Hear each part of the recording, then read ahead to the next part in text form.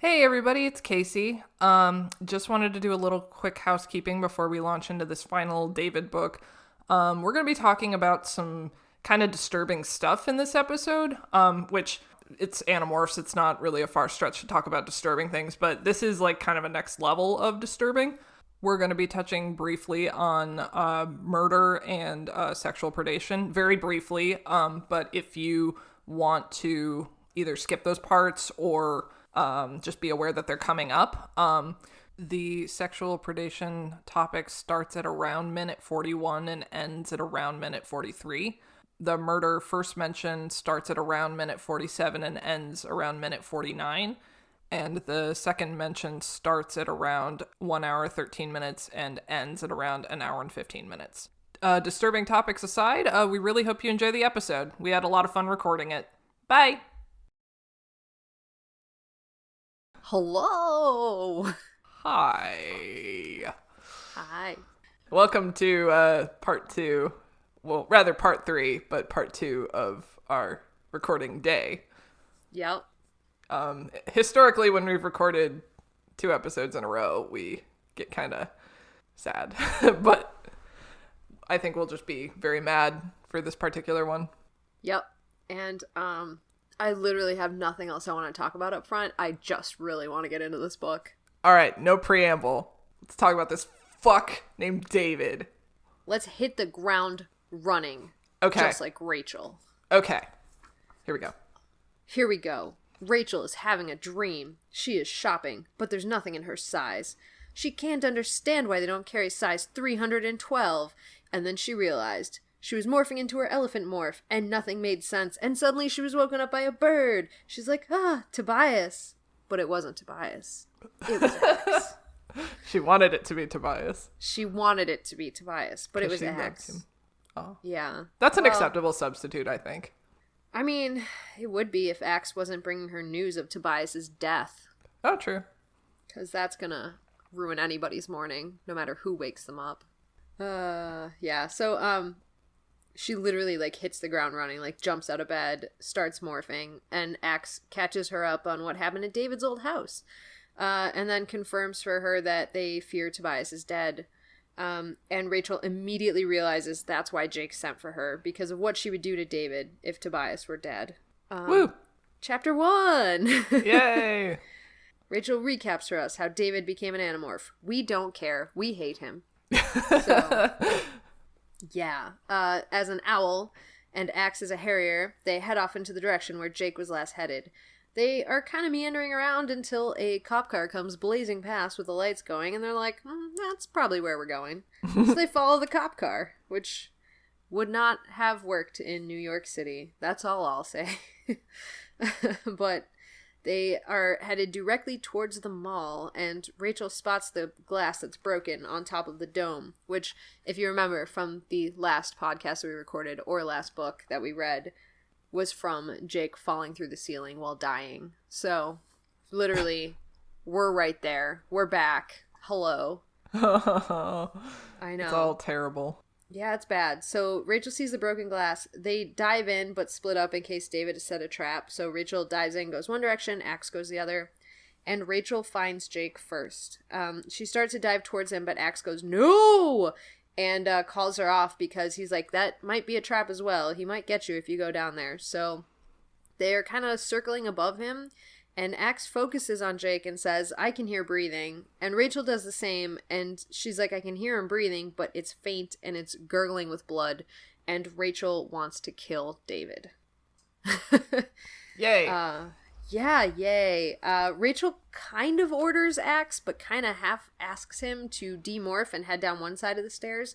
And she's going to demorph and then go grizzly and go down the other side of the stairs so they can cover Jake from both directions. But then they hear a commotion starting in a jewelry store downstairs, and Rachel goes, oh, that's him, and sends Axe to go check it out. Yeah, this is so fucked up. So much. So Axe goes check it out while Rachel's still human. She's about to start morphing when she notices reflected in the windows of the stores around her a tan reflection charging at her. She manages to flip over the railing at the last second while hanging on with one hand, even though it hurts like fuck when her arm takes the impact. And she takes stock of where she is. She notices a sales banner and a crossbeam. And David kind of skids past her at first, but then regains himself and comes sauntering back up to her. He threatens to bite her finger, so she falls 16 feet onto the hard floors below. Basically Lion King style. Long live the king. Basically. Yeah, he basically scarred her. And Rachel's Mufasa. Oh, no. And that makes Axe Simba? No. Does it? I don't know. Or would Jake be Simba? Or sorry, Axe is Jake Zazu. would be... Oh God, Axe is Zazu. Oh no. Oh, no. Anyways, David's about to bite her finger, so she falls to the ground below, but she swings herself up onto the crossbeam, and she lands it. Because she's a gymnast. Don't let us forget that. Which she only brings up when it's convenient. Yes. Well, at least it's not constantly anymore, Yeah, as it that's once true. was. Yeah. Yeah. David swipes at her, but she is just far enough out of the way that it's not a big deal. And then he starts kind of mocking her, saying, "Oh, I set an alarm clock in the jewelry store, and that's what the Andalite is chasing." He's And like then a he, like- fucking evil mastermind at this point. Yeah, he's like, it's almost like he started playing this weird game before anybody else knew that they were playing, and that's the only Yeah. reason, like, why he's winning at this point. Yeah. Ugh, I hate it. I hate him. He's like full-blown supervillain in this book, and it's disgusting. He's disgusting as a person. Yeah. Yeah, so he starts sauntering away, and Rachel starts screaming, "I'm gonna kill you." And I was fully down with that at this point. I was literally like, "I'm gonna kill you! I'm gonna kill you!" Oh. Yeah. Rachel climbs down from the banner to the ground. Axe came running back over because her screaming had caught his attention. As well as all of that happening, the police, too, have now gained entry into the mall. And they're like, "What do we do with Jake?" And Axe goes, "Let's just morph like an insect, stay by the body, and see what they do." And they morph fly. And Rachel, this is the start of her journey in this book. She starts asking Axe why Jake said to get her and not anyone else. And it's kind of not something that we hear from Rachel a lot. Like, she's not very introspective, I think. Mm-hmm. Certainly self-concerned. Like, she's very concerned with what's going on to her and everything, but she's not very introspective. So it's an interesting change. Yes. Oh, and I love it. I love it too. It's a valuable change, I think. Mm-hmm. So, yes, they morph to fly so they can stay by Jake's body while whatever happens. And they climb into his ear. Delicious. Which is weird. They're knowing that at this point, when the mall cops and regular police get to them, I don't know if there's any mall cops, but there's definitely regular police. Paul Blart is there. Paul Blart, Mall Blart. God, on a stupid segue. Anyways, when they get there, they're like, they'll call the nearest large animal vet, which is Cassie's mom, so we will probably be okay. Let's just make sure. And yeah, Rachel wrestles with how it makes her feel, because Axe did immediately recount for her Jake's words, which were, if Tobias is dead, then that was a terrible thing, and they might have to do a terrible thing. And she just, like, she's not sure how she feels, because Jake said this about her, and she's not sure she wants Jake thinking that she's willing to kill, but she already intended to kill him. So, yeah. So they hang out until Cassie's mom arrives. She arrives with Cassie and Cassie's dad in tow, and Rachel immediately messages her and lets her know that Jake has been in Morph for a little over an hour, and they have to get him away somehow, and they have to wake him up somehow. Cassie acknowledges them. She's like, "Okay, good luck." And Cassie's dad's like, "We don't need luck. We have your mom here." Aww. Which is very sweet, That even is in very this. sweet. I love her terrible- parents. I love her parents too. They're so wonderful. Once they're up and flying away from Jake, after Cassie acknowledges that she's heard them and they are good to go, they go up to the roof where they start demorphing and then remorphing, and they overhear another conversation going on with two police officers, and they're discussing how they're going to frame this incident to Visor 3. And they just decide it's probably best that they don't bother him with this one, because it's only the two of them that are controllers. None of the other cops are their people, luckily. So they're like, we just don't bother him. We can't go through every mundane detail of every day of our lives, so yeah, we're good. So that's good. Would you say that this is more evidence of some Yeerks not really having faith in Visser 3?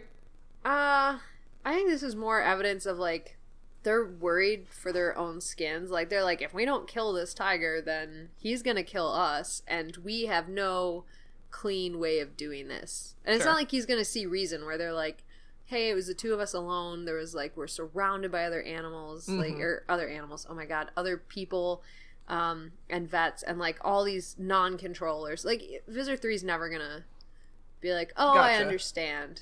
Like, yeah. Which still means he's terribly incompetent, of course. But right. What are you going to do, right? He's the worst. That's not true. David's the worst. David's the worst. David is the worst. Visser 3 is not so bad. Yeah.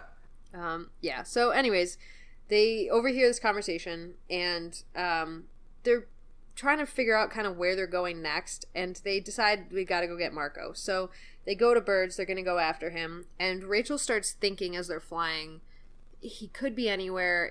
He's not locked out of Marco's house. Like, we have to be very careful because he can get into anywhere. And then she goes, I kind of understand why Visser 3 hates us so much. They race over to Marco's house. They see his windows open, but of course that's like a trap, right? So they look in, they see him sleeping, and they call out to him to wake him up. They're like, Marco, come on, Marco, get up. And they ask him if he's alone. He nods, and so they're going to go in. Axe spills the air from his wing, heads towards the open window, and as he's about to go in there, David grabs a bat from by the window, swings it, smashes Axe in the face. That's right, it's not Marco, it's David, morphed to Marco. He smashes Axe's face. Rachel actually sees a chunk of his beak go flying off. Oh, jeez. And Axe just plummets to the ground below the window. And then David, who is morphed as Marco, starts counting on his fingers how many he thinks he's killed. So he does a 1, 2, 3. Absolute fuck. I fucking hate him. You absolute evil piece of shit. He is an evil piece of shit. God. I hate him. I hate him so much. So, David starts morphing. He demorphs from Marco and steps away from the window. And Rachel is absolutely enraged and trying to come up with a plan. David emerges from Marco's window as a golden eagle and threatens to end her like he ended Tobias. And this just snaps Rachel into this cold, calculating mode. And she's still uneasy that Jake was calling on her, knowing kind of what she was going to do. Like, calling on her, thinking, like, this is the person that will end all this and who will take care of this. But she realizes it was the right call, and she wants to do this for Tobias. Oh, my God. I have so much to say about this, but I'll leave it till the end. But Are you sure? Yeah, just keep going. Like, this will be a slightly different sort of podcast episode for us, but, like, let's just fucking... I think it's going to be very different because we're just jumping right in here. Yeah. We got to leave a lot of time to talk. Yeah. So Rachel leads David on a wild owl chase to his doom. He's faster than her, but she knows these morphs better than him. She's had way more experience. She's been an eagle. She can see better at night, and she knows how to do this. She leads him through houses, trees. She jumps behind, fences and through trees that he can't get through. And she finally comes along to the last part of this chase, and it's the most dangerous part because it's in an open field, and he's so much faster than her. But she's leading him up towards these power lines. She's going to fry him to death. She's within 5 feet of these power lines when he grabs her with his talons in her back and starts tearing at the back of her head with his beak, trying to kill her. She realizes the entire lower half of her body has now gone numb because he's hit something, and she becomes enraged, not because she's going to lose, but because David's going to win. Which is such a fine distinction, but I think so important here. Like, she is just willing to give up whatever it takes so that he loses. Yep. It seems terribly hopeless when suddenly a dark blur comes rocketing down from the sky and slams into David. He screams in pain and lets Rachel go. Realizing the fight is now 2-on-1, David hedges his bets and leaves. And that's when Rachel realizes it's Tobias. Yay! And he's alive. Yay! Yay! We're all so happy. Tobias is alive. We find out that it was just another red tail that happened to be unlucky that was taken. Oh, it's so sad. That is super sad. And also, David makes a comment during this fight that if Rachel dies, it's no big deal because birds die every day, right? Oh my god, it's so fucked up because he knows they're people. But he's just using it as an excuse to not call himself a murderer. You fuck. You fuck. And even so, I mean, you kill an animal, you're still there's so much here. That's fucked. Too many layers. Too many layers. Yeah, okay, we cut back to the Animorphs meeting up. Rachel tells us that Cassie managed to slip some adrenaline into Jake, which woke him up and allowed him to demorph and walk away, much to Cassie's mom's distress, because she did recognize the tiger. I feel so bad for her. I do too. So, anyways, Cassie's mom's very distressed by this. Jake had to wait like 2 hours for a bus ride home, which I didn't really get, but whatever. Marco was tied up in the closet and spent the rest of the night getting free. And Axe did manage to demorph. He wasn't killed by David. And he had gone looking for Rachel and Tobias or Rachel at least, not knowing Tobias was still alive, and just lost sight of David and flown around all night looking for them. After all of this has gone down, this is their night. The kids have to go to school the next day. Oh, babies.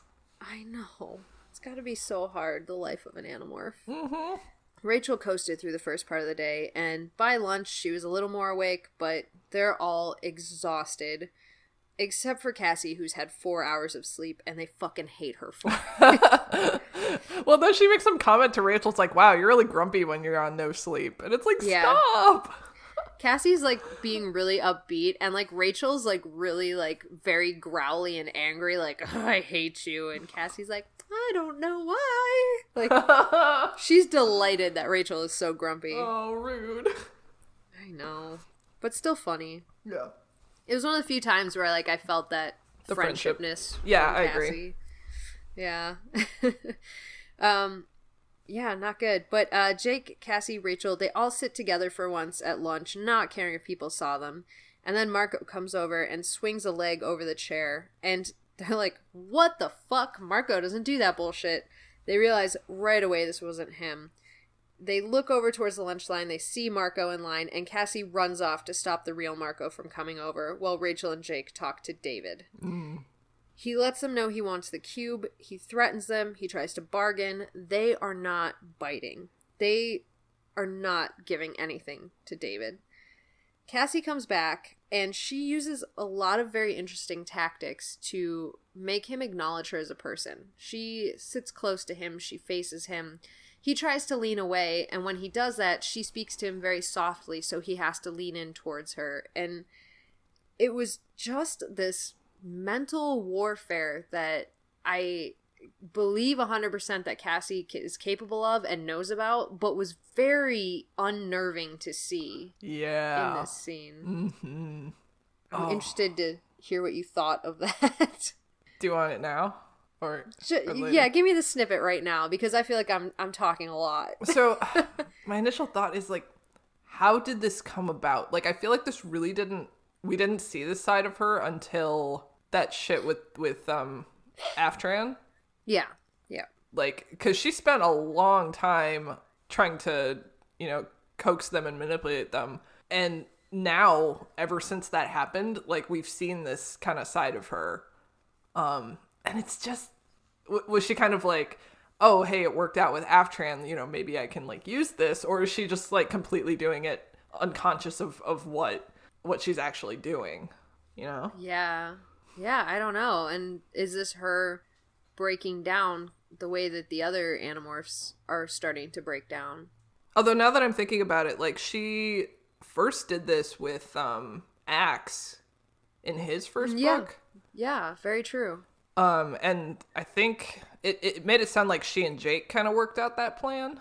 Because Jake was probably like, oh, you know how to, how to read people and how to, like, get to people. So, yeah, I wonder how much of this is her, like, being aware of what she's doing versus, like, maybe Jake put the idea in her head because he saw that potential in her. I don't know. Yeah, and that's hard to make that call in this book as well, because so much of it was they, as a team, without really speaking, knew what each of them had to do. Mm-hmm. So I don't know if we'll get that specific distinction or meeting between Jake and Cassie. Yeah. But it's interesting to think about if they kind of worked this out beforehand, or maybe just Jake saying, like, he said multiple times in this book, I need you to get a read for me. I rely on you to get this read for me. And maybe she's just, like... naturally doing it. Yeah, naturally doing it to, like, he's expecting this from me, so I will rise to that occasion. Uh-huh. Yeah. Yeah, so anyways, Cassie is just playing this big understanding role, and she reveals that David plans to trade the blue box for his parents. Like, she read the situation and took a stab at it. Like, you want to use that as your bargaining tool to get your parents. And he becomes vulnerable in that moment where he gets this expression on his face of, like, she read it and I want that and I'm desperate to have my parents back. Mm-hmm. But then he goes, well, I honestly don't even need the box because I'll just trade in the Animorphs and tell Visitor 3 your biggest secret, and then I have that as a bargaining chip. And Rachel arms herself with a fork at this point. David leaves, and at this point the real Marco approaches them looking like shit, and Rachel jumps up to follow David. Cassie tries to stop her, and Jake orders to let her go. It is an order at this point, which I think is an important distinction to make to get where Jake's head is in this moment. Yeah. Rachel runs out after David. As he's walking down the hallway, he starts demorphing, and she follows him outside, where she has to kind of jog to catch up to him. She grabs his shoulder, spins him around, and is just ready to confront this motherfucker. David starts to mock her about killing Tobias and saying how sweet it is that she loved him and all that sort of stuff. And Rachel lets him know that he's a worm. She just keeps repeating, you are just a slimy fuck. And she lets him know that if he sells them out to Visitor 3, they won't live long, but she promises that they'll live long enough to make sure that he will never reunite with his parents.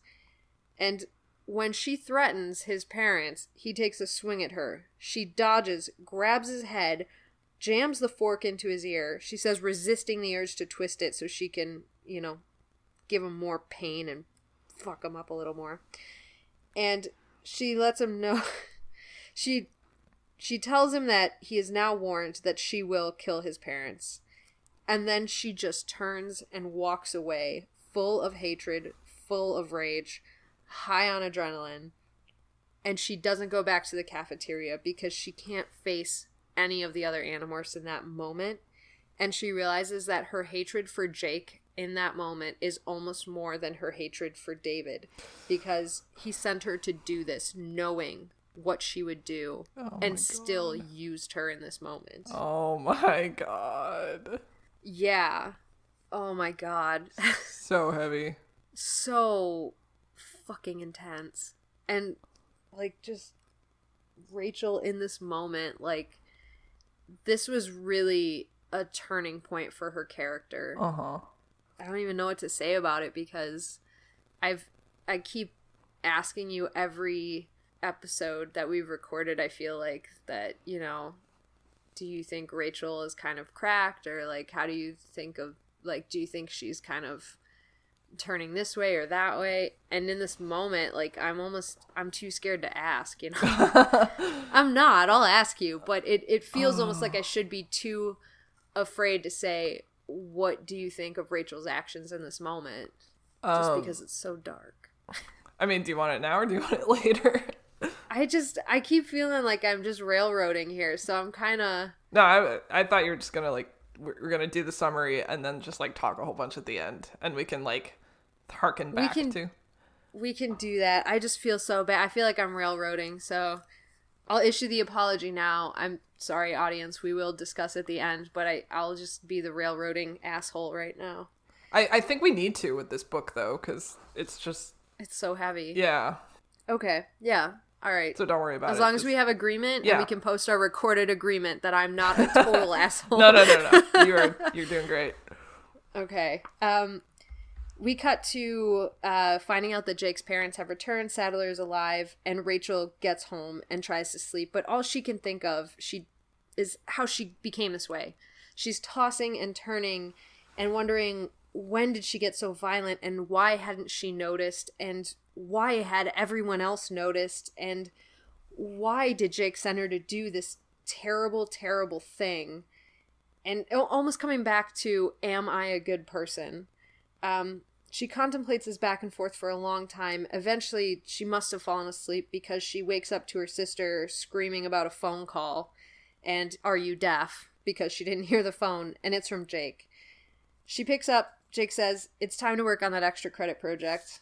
And as she goes to leave, her mom tries to rope her into babysitting, which would have kind of been a big deal earlier in the series, but as of right now, she just thinks about telling her mom, she thinks about telling Jake, sorry, I can't be there because I have to be a babysitter, haha.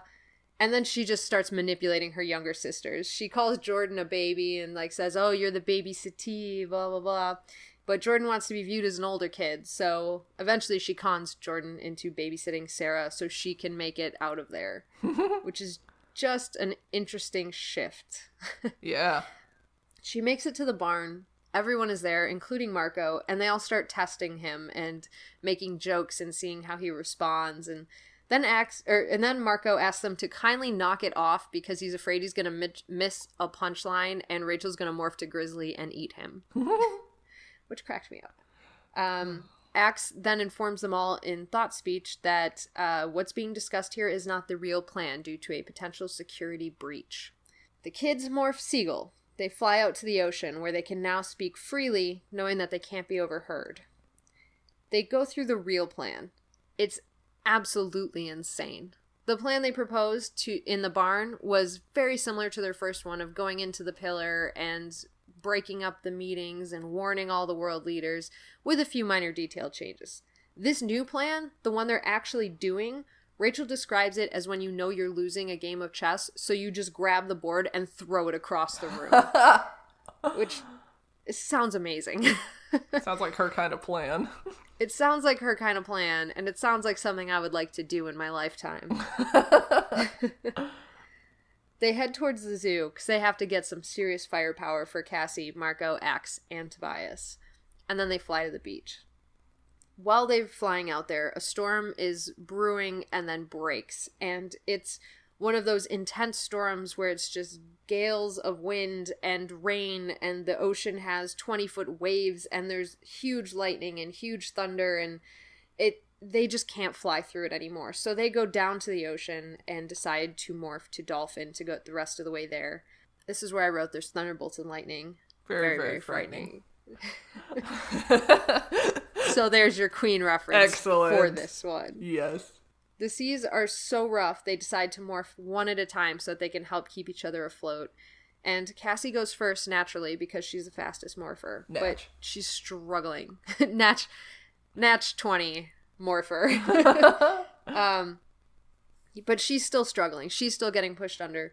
And Rachel decides to morph right away to help her, but ends up just getting pummeled and pushed under the water. And then she's all of a sudden confused, doesn't know up from down.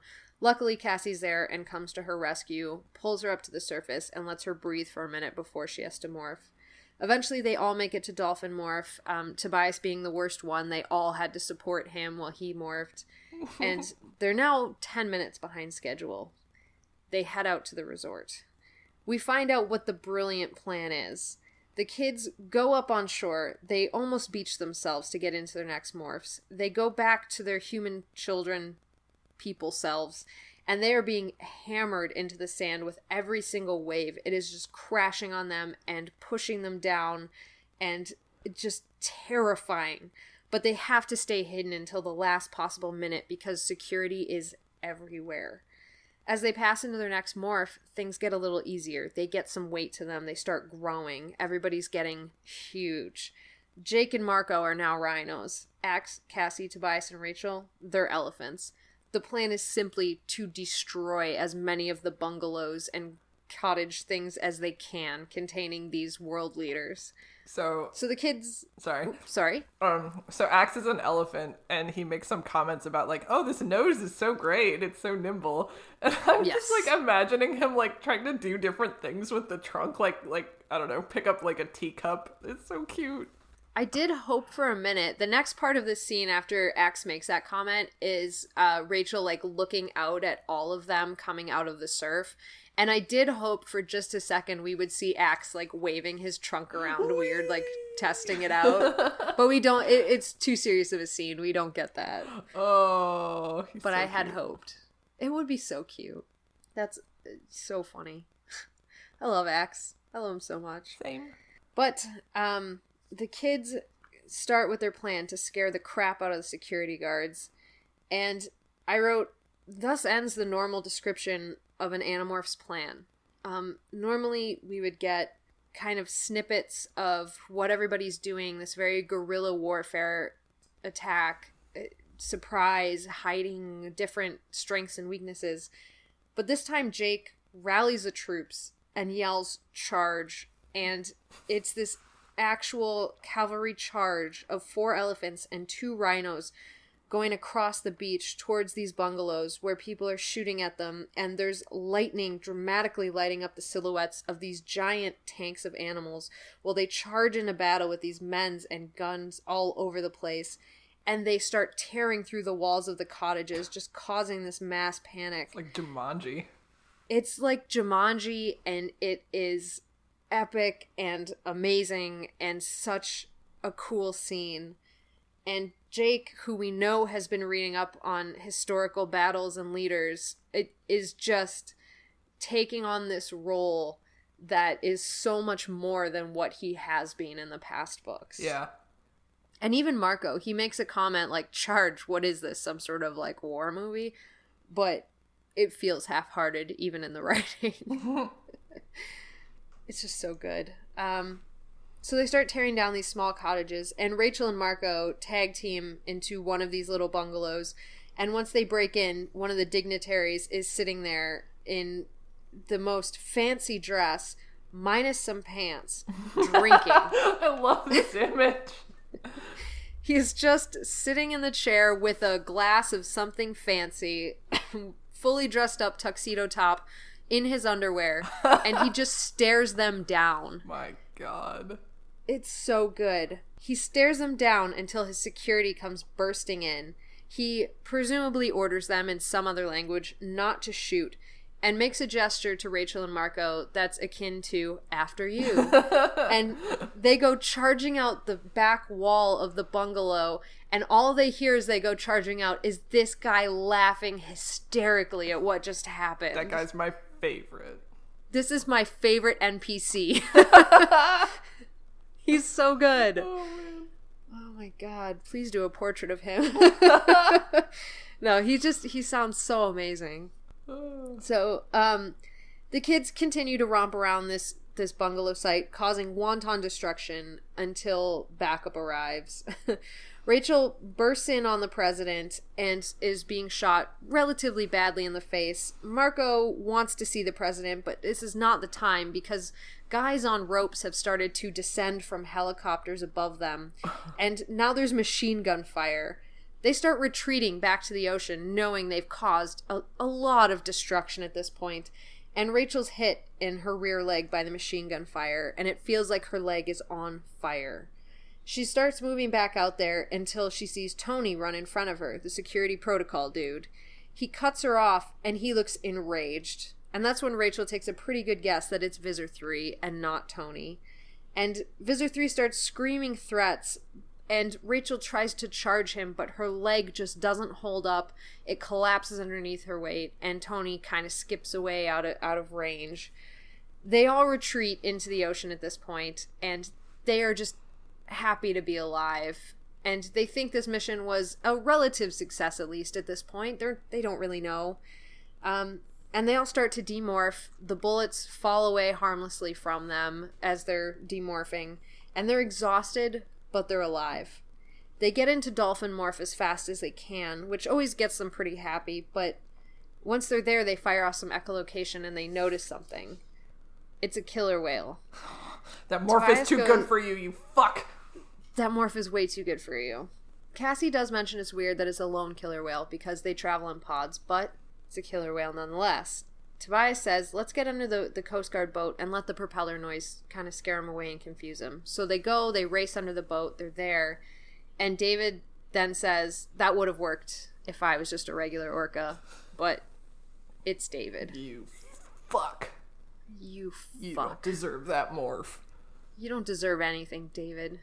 You deserve nothing but destruction and death. I fucking hate him. Was this, like, especially horrible for you because you love killer whales and this is your, like, preferred sea battle morph? Or were you just like, I fucking hate this guy and, oh, look, he's just being a dick again, fuck him? Yeah, I mean, it made it a little more bitter, but for the most part, it was just that I hate him so much. Okay. Like, I fucking hate him. Oh, he's the worst.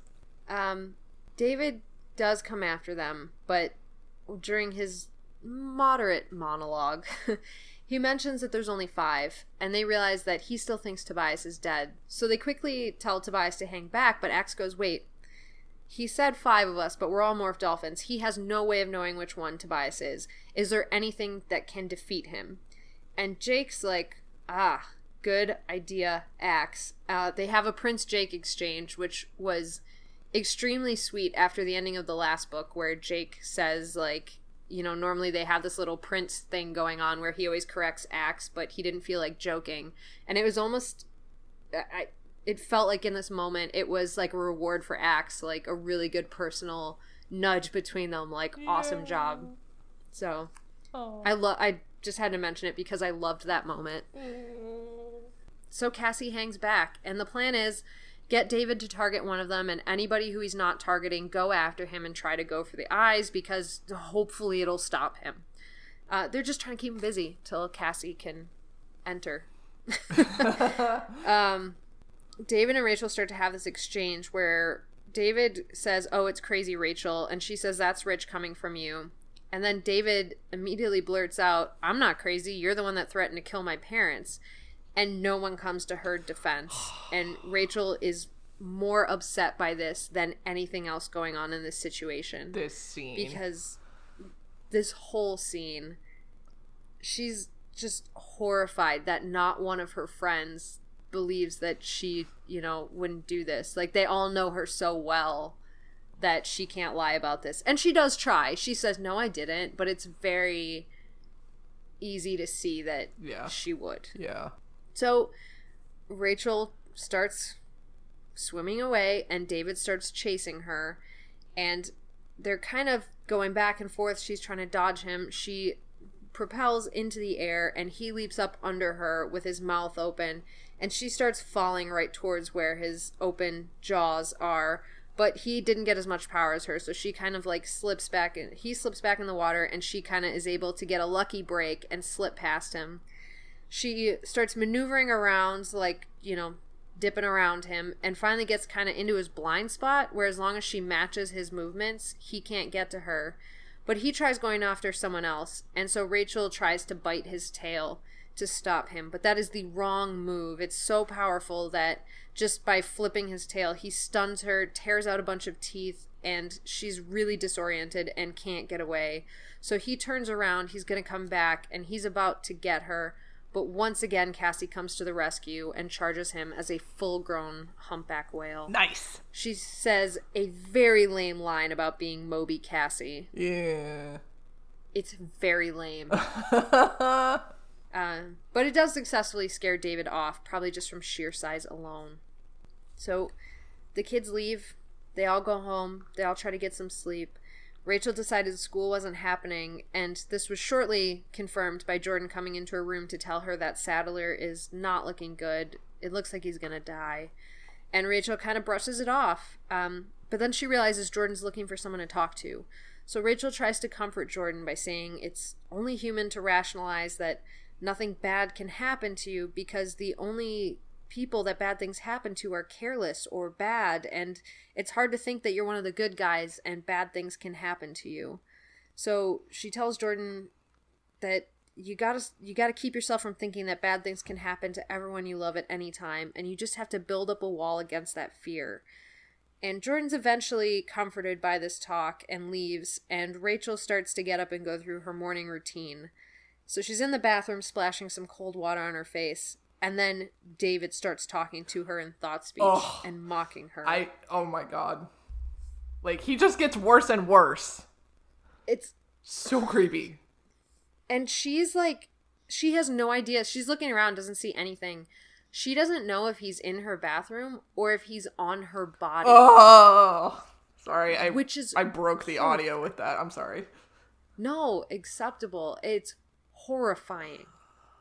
Like, oh my god, you creepy motherfucker. Stop. It's so creepy and it's so fucked up and it's so inappropriate. Oh god. Like, she was about to get into the shower. Like, fuck.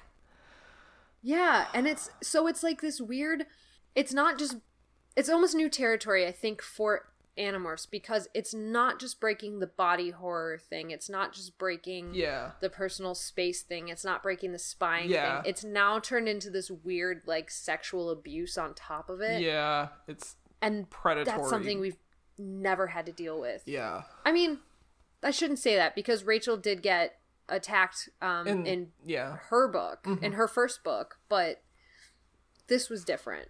Yeah. This was something she couldn't fight against. Yeah. And this is like he can come into your house anytime without you knowing, and like you already knew you had to get rid of him, but this is like another level of like, he has to go. Absolutely. And it honestly just spirals into something way worse in the next couple chapters. Yeah.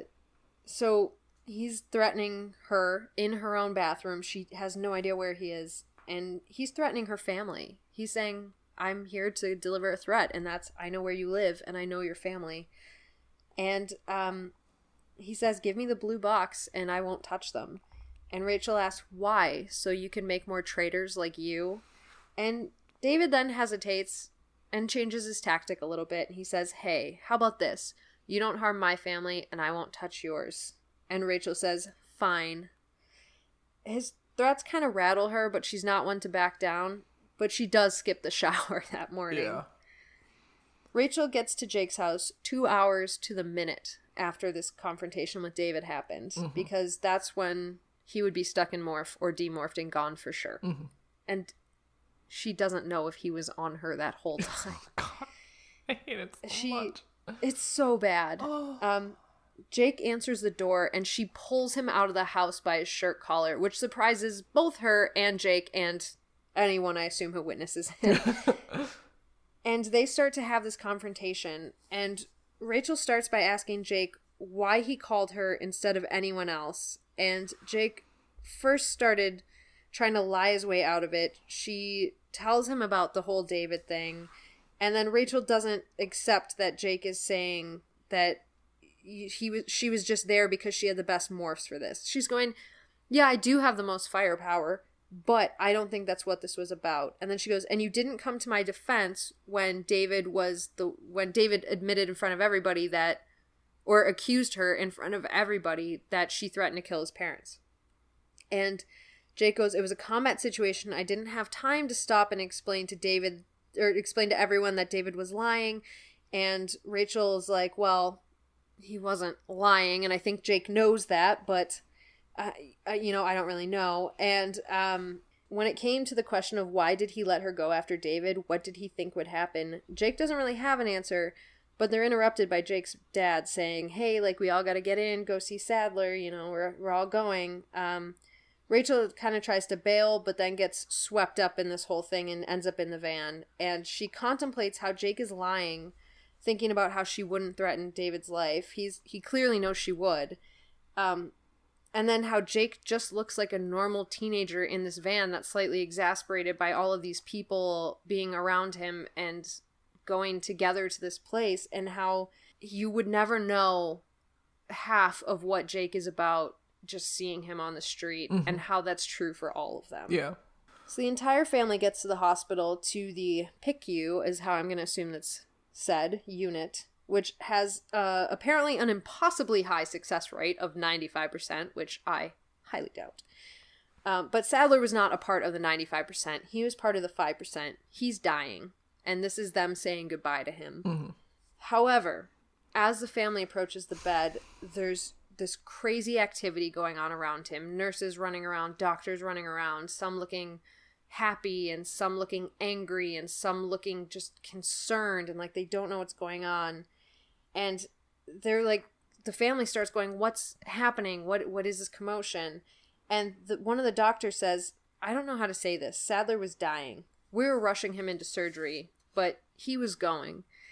The elevator jammed unexpectedly, and when it was working again, it opened. The nurses and the doctors had been knocked out, and Sadler was still in the bed. But when they wheeled him into surgery, he opened his eyes, he looked at them, and he said, hi. And he was fine. There was nothing wrong with him. No broken bones, no bruises, no bumps, nothing. He was alive, and he was well, and it was a miracle. The family is swept up in all this celebration, and Rachel's kind of passively watching this until she looks over and sees Jake, who's stayed against the wall the whole time, and he is seething. He has this look of rage on his face, and that's when Rachel realizes what she missed at first. This isn't Sadler. This is David. Again, just when you think he can't get any worse and he can't stoop any lower. And he just broke his pact, or whatever you want to call it, about killing people. Yeah, the kid was dying, but he just hid this dying kid's body somewhere. That's the other thing. We don't know where he hid the body. Yeah. And so this kid is spending his last minutes dying alone somewhere in a hospital because of David. Oh my God. I was aware of that, but like I kind of overlooked it, and now you repeating that back to me now, I'm just like, I'm sick to my stomach. Yeah. It's absolute fuck. He's disgusting. Oh my God. Yeah. But it gets worse. So David/Sadler is soaking up all this attention, and there's a gap for a moment where people step aside from surrounding his bed, and he has a direct line of sight to Jake and Rachel, and he looks at them with absolute triumph on his face. And when he finally has to demorph to reset the 2-hour time limit, he blows past them on his way to the bathroom and starts mocking them for losing to him. And then he starts demanding the blue box within 24 hours. Otherwise, he's going to keep up this situation where he is Sadler instead of letting Sadler die as he should. So fucked up. Once he's in the bathroom demorphing, Rachel and Jake get into the hallway because this is one of the few moments they're going to have the guaranteed privacy to have the discussion that they must have. Rachel asks Jake, are you going to hand over the blue box? And Jake, despite himself, says absolutely not. And Rachel admires that, and then she gets her time to ask Jake what he intended by calling on her to come back him up that night. And Jake answers honestly. He said he would rather have Rachel than any of the other Animorphs in this fight, but he is worried about her, about this darkness that's growing inside of her, and he thinks that she's addicted to this war, and that if it all ended tomorrow, she would be the only one that's disappointed. And Rachel responds that, hey, it's not like you could go back either. You're the leader and the decision maker. Could you go back to being a mediocre basketball player and a student? And then she insists that, well, yeah, she does enjoy some of the fighting and some of this war. She knows where the line is. And that's when Jake says, yeah, but everyone's line is in a different place. Cassie's is different from Marco's, and Marco's is different from mine.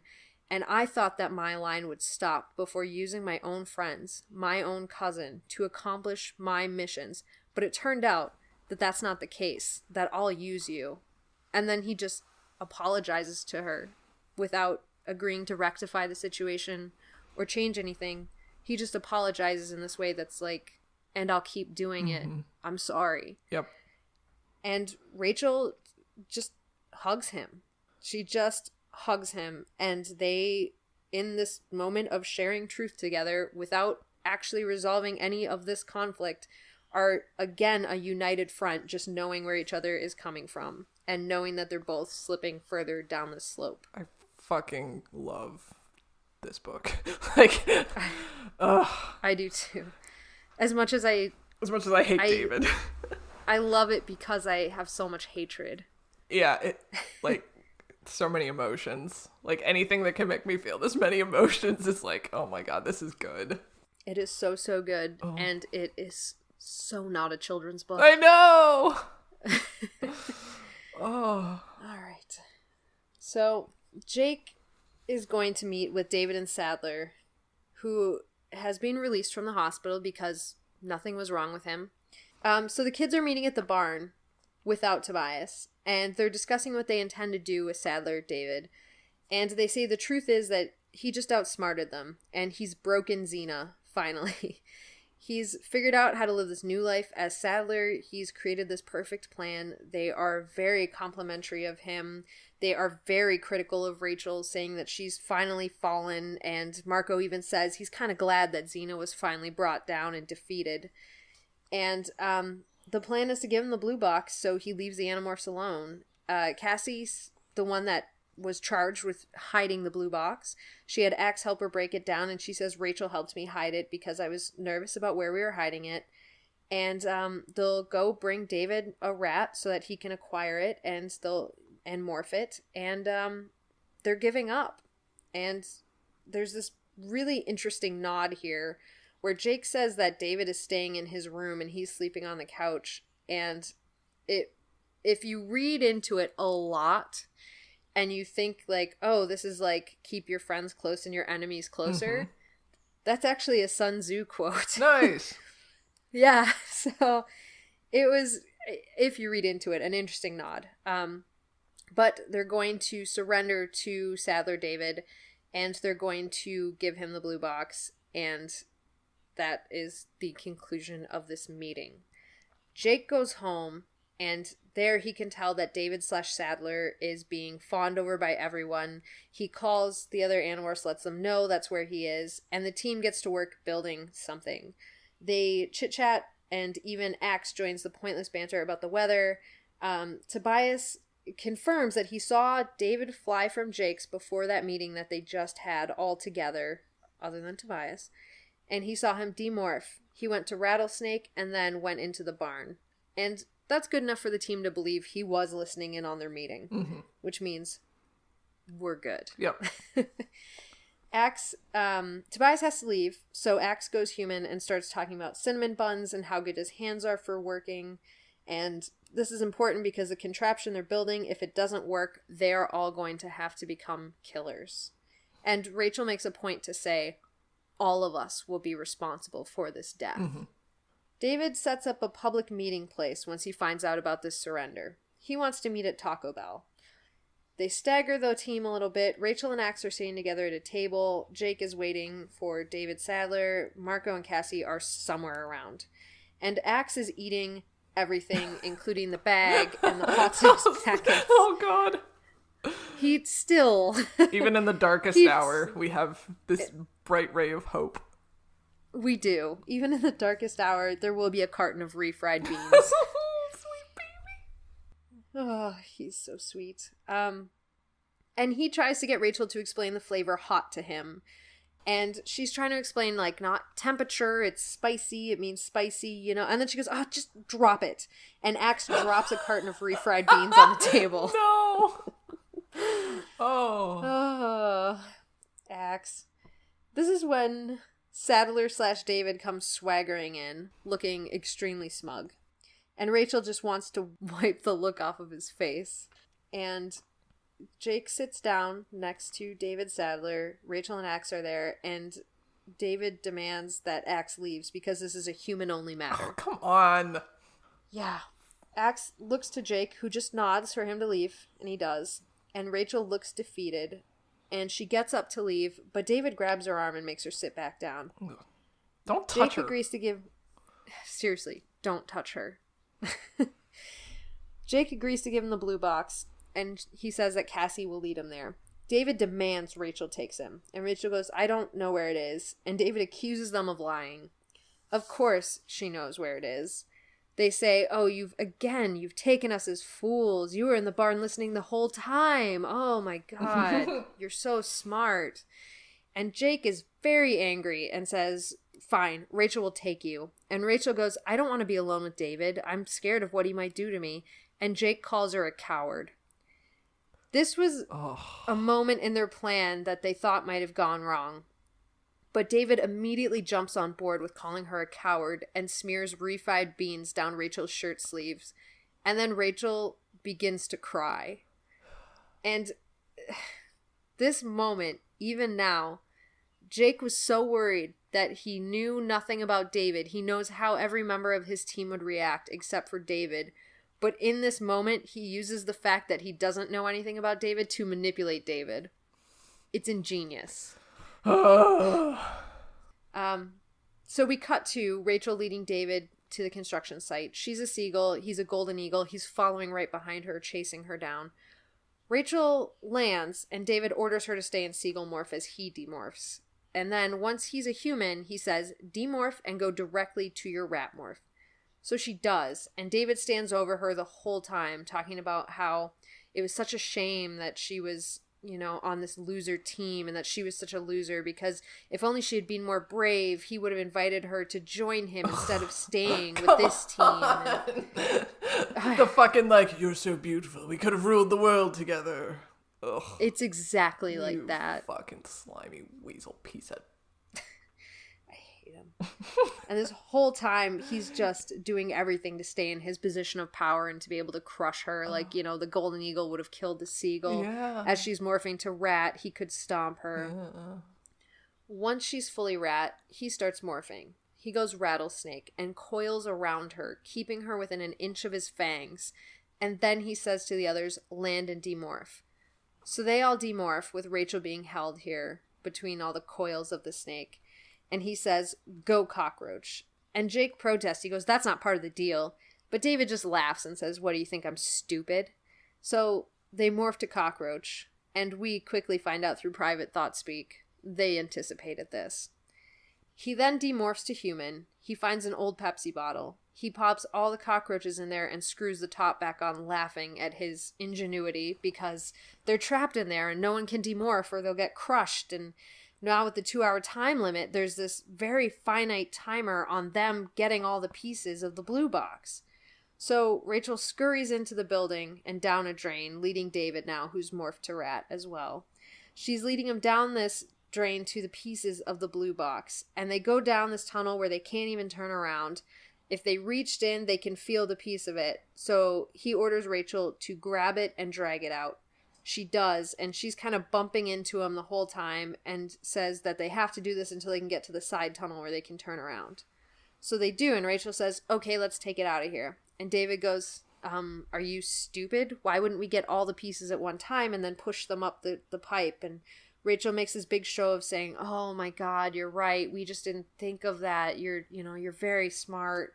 And David is just getting more and more fucking cocky as this goes on. That's when Rachel privately thought speaks to Cassie and asks her if they're ready. Cassie says they're ready, and then she asks for forgiveness for what they're about to do. Rachel is leading David around these tunnels and collecting pieces, and she leads him to the next part of the plan.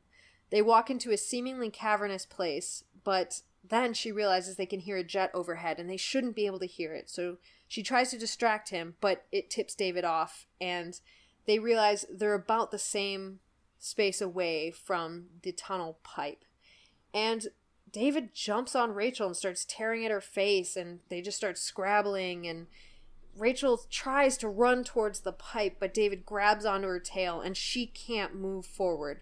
She doesn't have much choice, so she turns around towards David, just like how she wanted, but instead of fighting him, she chews off her own tail and takes off towards the end of the pipe, screaming, now, now, So now. metal. So metal. She scrabbles out of there ahead of David. They slam the gate down. If she had had a tail, it would have been caught. But instead, they got David in this metal box. And he immediately starts conceding his defeat, saying, haha, you got me. Okay, I'll go on my own way. It's not a big deal. Like, you know, you got me. You guys are better. I'll leave now. And then David realizes what their plan is and starts to panic. No one reacts. Jake tries to explain why they're doing this and just how important it is that they fight the Yeerks and they save the human race, but it just falls flat. Instead, Rachel says, you guys leave, I'll handle it. And they hesitate, and Rachel says, go, and starts screaming, saying, get out of here. This is a security breach to have us all here. We can't all stay, and you guys know that I'll do this and it won't affect me. And they all know she's lying, but they leave, except for Axe, who stays to keep track of time. So they stay with David for 2 hours, and for 2 hours they listen to him cry and plead and scream and beg to be let out and to not be trapped as a rat. But they see the 2 hours through, and when it's done, they take turns as an eagle and as a harrier carrying him. They fly him out to this island of jagged rock and nothing. And there are other rats there, so they say there must be some sort of food source, but they don't really care. They leave him there. And as they fly away from this rock where they dropped him, they just listen to his screams of no, dying away as they fly back towards home. Jesus. And Axe says, Rachel? And Rachel goes, yeah. And Axe goes, I don't think I ever want to talk about this again. And Rachel says nothing back to Axe, but she does say that on that day, some of the joy and the exhilaration that she felt when she was in battle fell away. And she doesn't feel that way anymore, and maybe she grew up in that moment. They fly over the destroyed resort, and they think about Saddler's family and how they've lost their child again, except how this time there's no body to mourn. And they don't hear from David ever again, at least not directly, because months later in school, they hear some kid talking about a haunted island where if you get close enough, you can hear the screams of no in the distance. Oh, God! That's the end of this book. Fuck! Yeah. Oh. Yep. Wow, shit's getting real now. And thus concludes the David trilogy. God. You're right, this is not a kid's book anymore. This is not at all a kid's book anymore. Rachel's not the only one that grew up. Every Yeah. kid reading this, I think, some of their innocence died. Yeah, I would think so. Oh, no.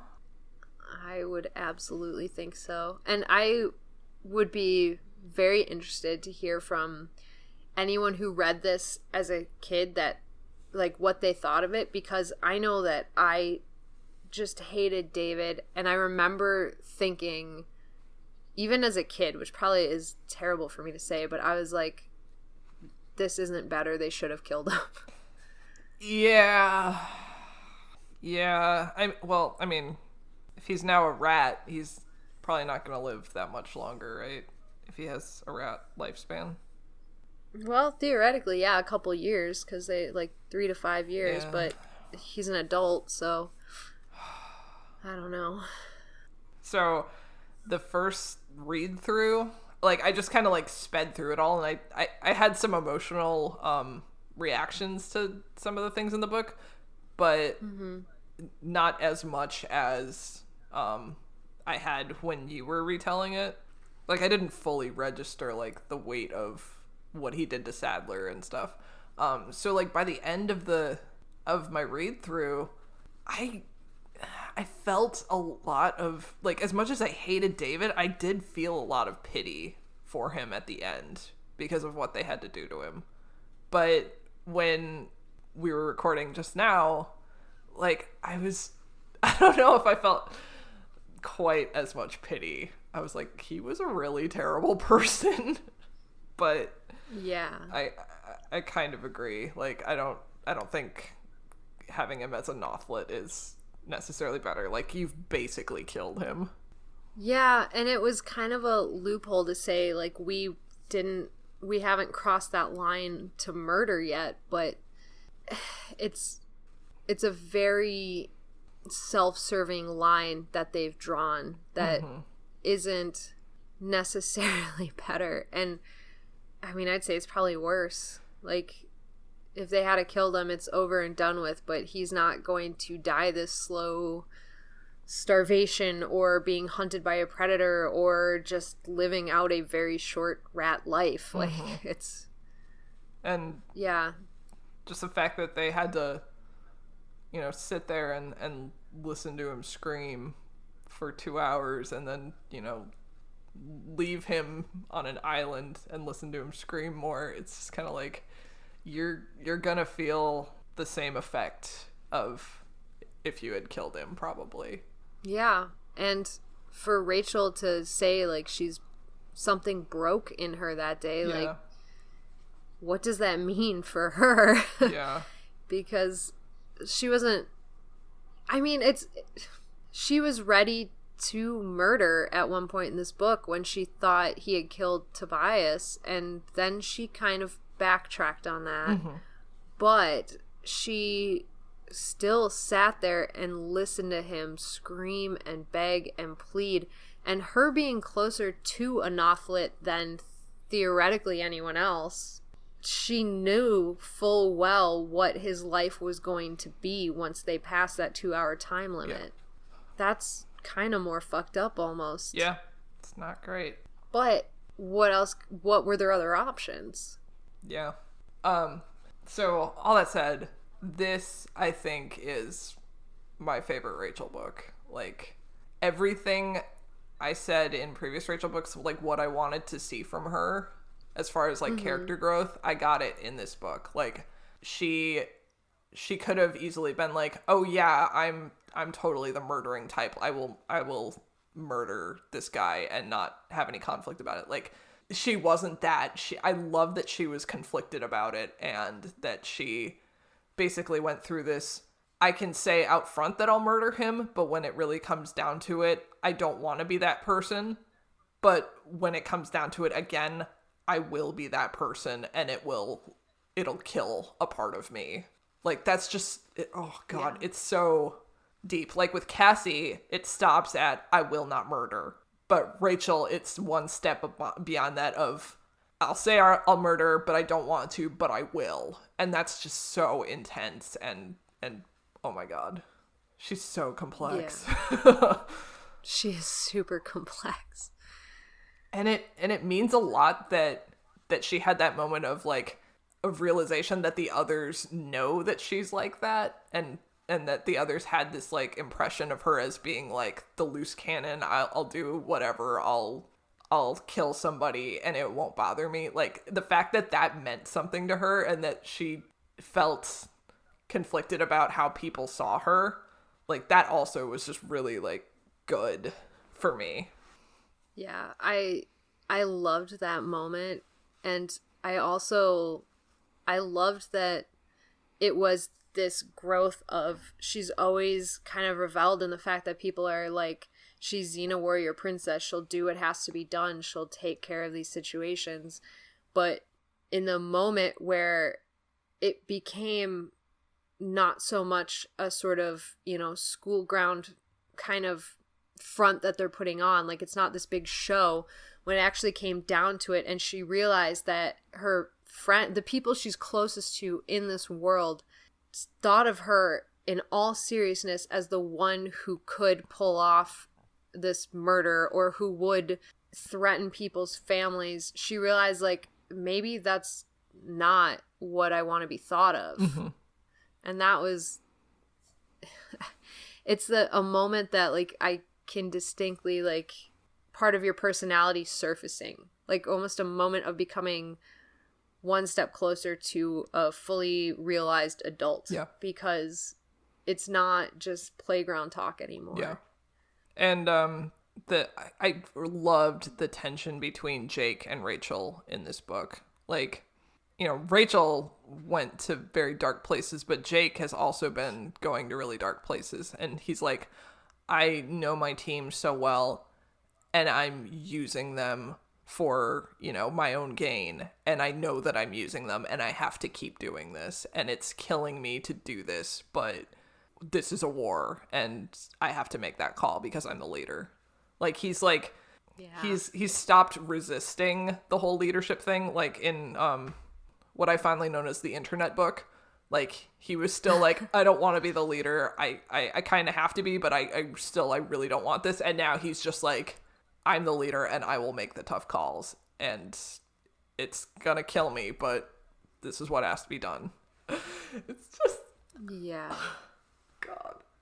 And his entire book, I feel, was like, we said it was a team book almost, because Jake gave himself over finally to being the cohesive leader of this team and knowing what every member would do. And he finally took that dive.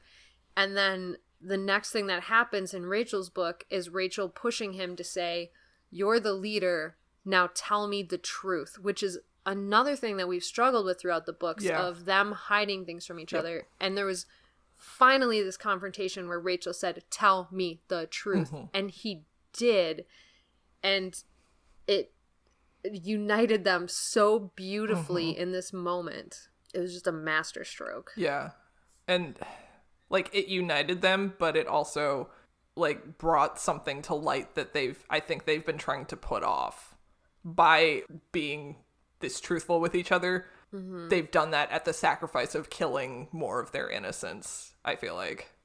Absolutely. Yeah. And this felt like one of the biggest kind of chunks taken off. Like we see them growing, we see them losing some of their innocence in every single book. And this one was just, it went from chopping off inch by inch to a foot. Yep. Absolutely. I think ultimately David's presence in the group, like, I think that it drove them to that point. And I think, at least from like Jake's perspective, it's like, you are hurting my people. You are killing my people. Like, you're not just, it felt more personal. Like, it's not just like you're a threat to the fate of the world. He is a threat to the fate of the world, but you are killing my people. You're killing my family. You're killing my friends. And that, I think that just like snapped something in them. Yeah.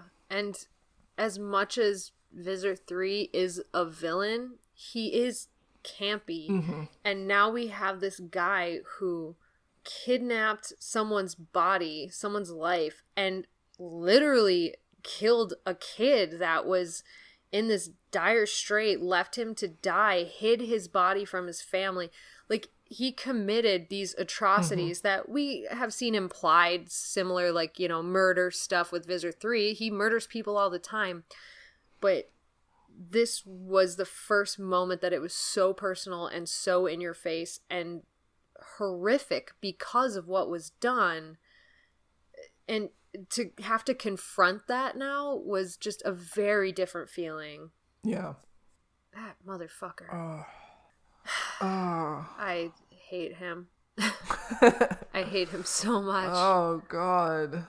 And it was just so interesting to watch his progression from being like kind of this, I don't even know how to describe him at the beginning, but just kind of this kid who felt kind of off.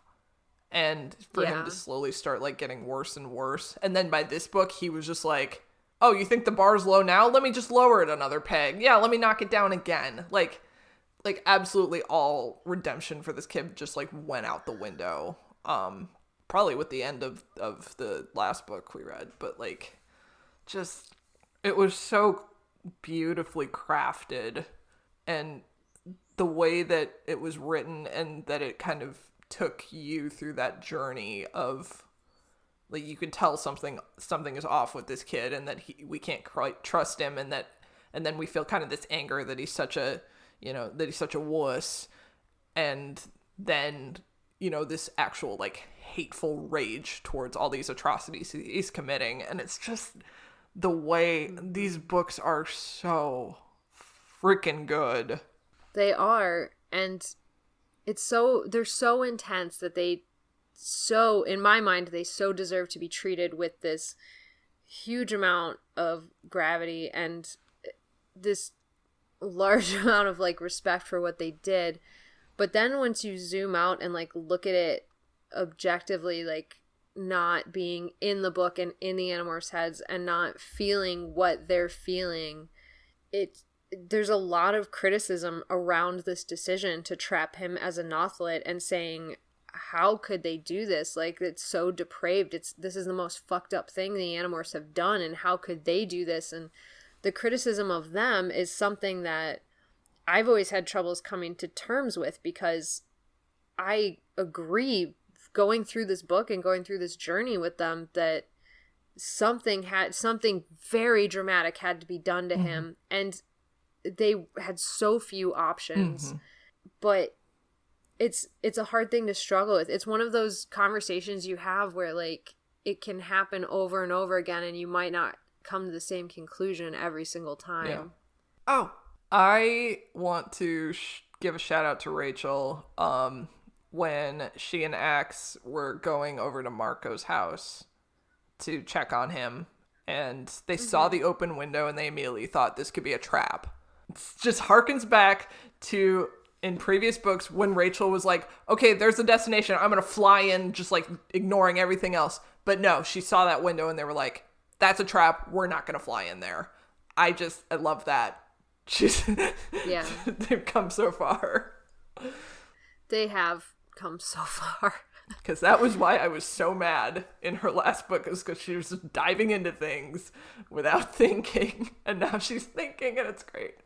Yeah, and I think it was the switch of threats that really triggered that change in her. Like, because most of the time we're dealing with, Visor 3, and he's kind of like over the top and ridiculous, or the Hork-Bajir, and they're not very intelligent. So Rachel's like, just put on the show of force, get into it, blah, blah. And with David, it was so much more of a mind game than anything else. Yeah, it was much more sinister almost. Yeah, it was way more sinister than Visor 3, which I don't know if that's right. You know what I mean? And I love in like books and movies and TV shows when you have like the main villain and it's kind of formulaic, like you spend every episode like trying to defeat the main villain, but every so often you get another antagonist and they are just somehow so much worse than the main villain. And it almost makes you appreciate the main villain a little bit more. Yeah. And God, just adding that extra level of darkness is just, it is choice. It is. And it didn't have to be this way. Like, it could have worked out fine, like, if David wasn't such a terrible person. Yeah. And any thoughts of, like, oh, he's not a terrible person, and he's, it's a kid that had to go through all this shit, and he's lost everything, his family, his house, his identity even. He's lost everything. And he just takes it somewhere that... he can't be redeemed. It's just...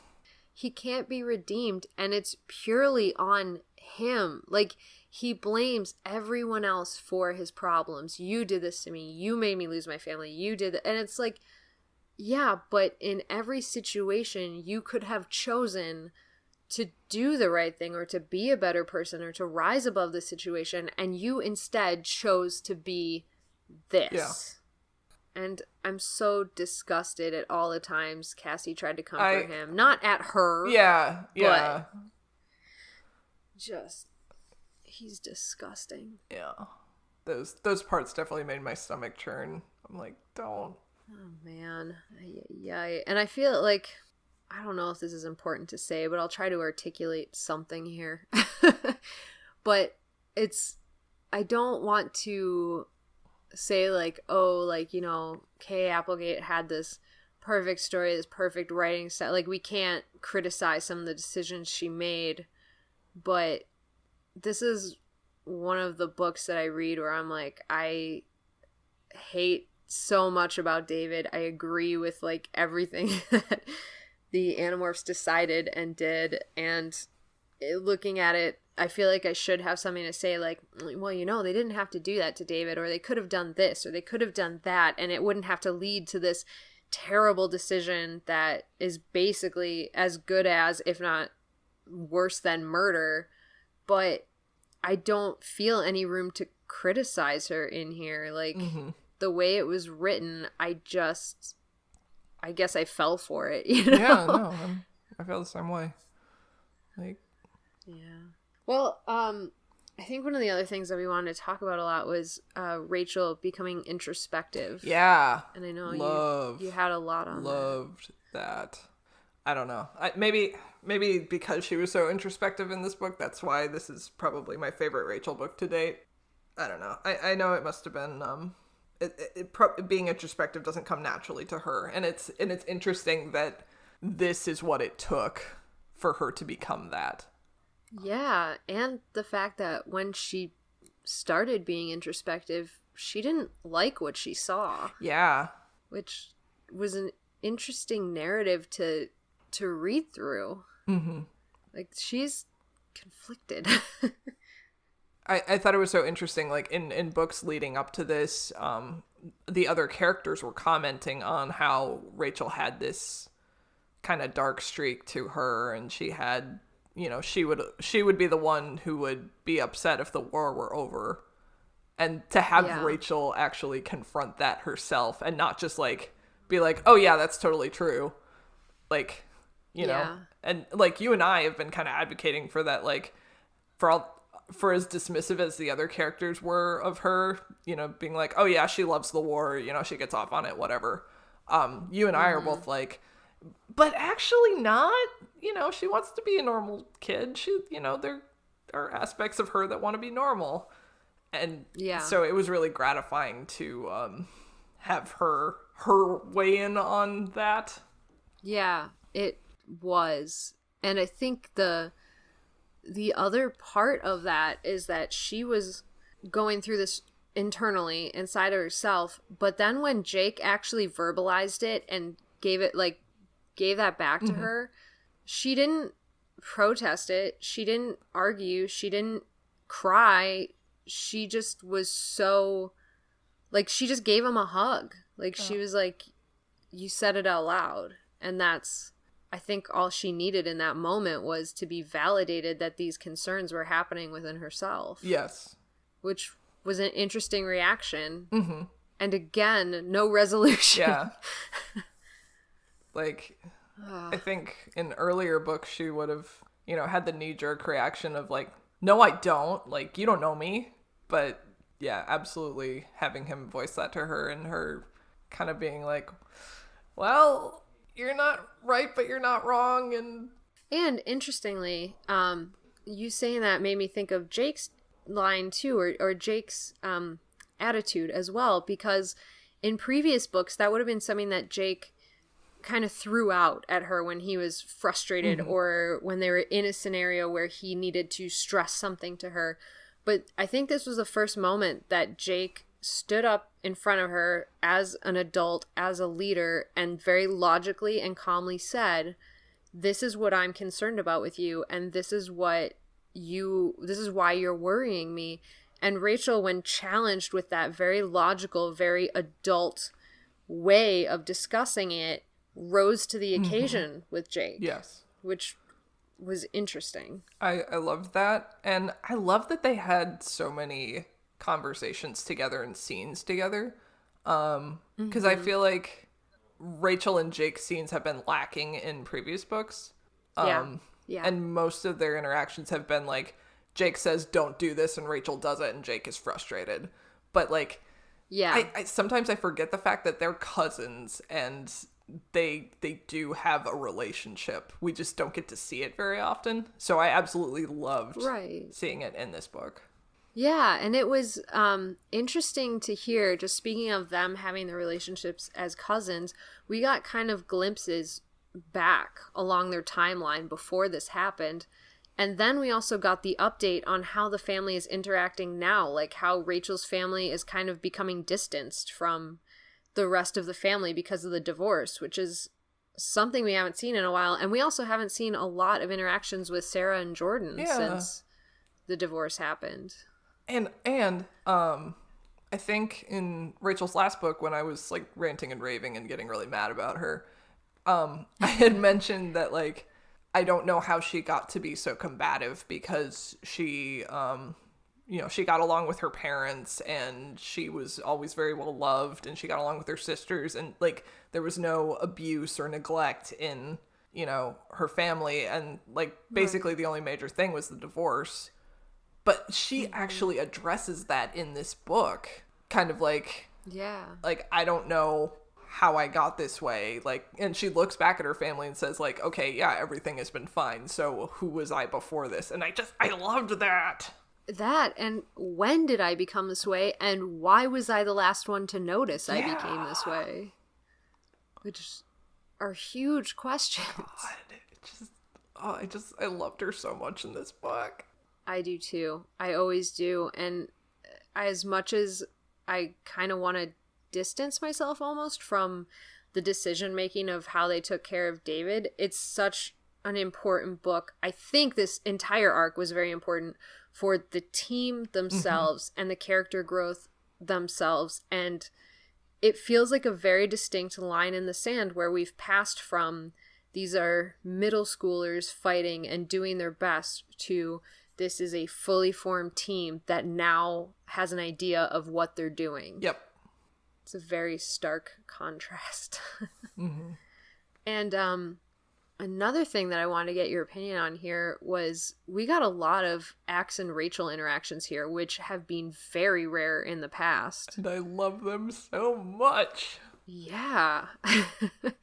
I did too. And I was very pleased and maybe a little surprised over how much Rachel inherently trusts him now, and how much she just accepts him for who he is. Like, there's no question about Axe anymore. Yeah, he's fully integrated.